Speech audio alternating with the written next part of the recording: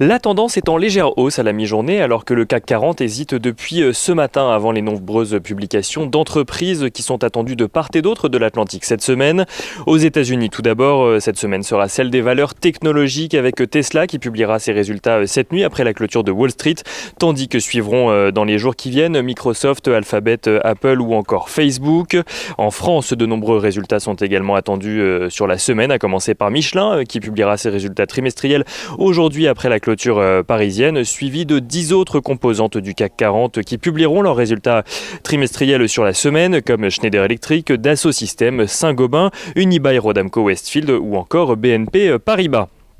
Une semaine qui sera également marquée par la décision de politique monétaire de la Fed après celle de la BCE la semaine dernière, tandis que Joe Biden s'exprimera de son côté devant le Congrès mercredi.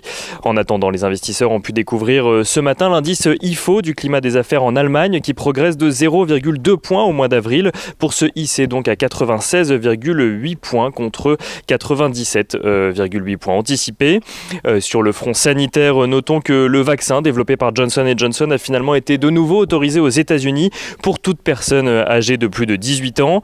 Et si l'on regarde ce qui se passe du côté des valeurs à suivre à présent à la Bourse de Paris, on commence avec Eramet qui annonce avoir réalisé un chiffre d'affaires de 838 millions d'euros au premier trimestre 2021, en hausse de 8% sur un an. Eramet qui souligne la bonne performance opérationnelle de ses activités historiques sur une période de l'année où les performances sont traditionnellement en recul.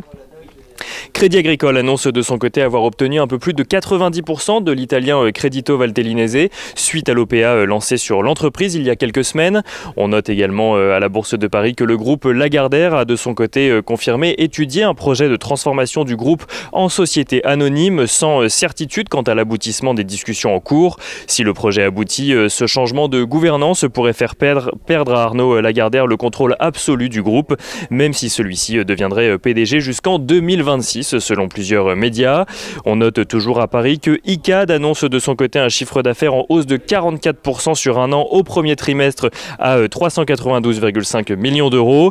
Et à Paris toujours, on note que Tarkett a vu la cotation de ses titres suspendue vendredi à la demande de la société. La famille Deconinck, actionnaire majoritaire de l'entreprise, serait sur le point de lancer une OPA sur les titres au prix de 20 euros par action contre un tout petit peu moins de 16 euros vendredi avant la suspension de la cotation. Ça, c'était pour les valeurs à Paris à la mi-journée. On regarde quelques indicateurs clés du coup à la mi-journée. Le pétrole qui est aux alentours des $65 le baril de Brent. L'once d'or qui se dirige doucement vers les $1800 l'once. Donc l'euro-dollar qui continue sa progression de son côté et qui est aux alentours des $1,21 pour 1 euro. Et du côté des rendements obligataires, le rendement à 10 ans aux États-Unis est aux alentours des 1,58% donc aux États-Unis, tandis qu'en France, l'OAT à 10 ans progresse légèrement de son côté pour être à 0,01%.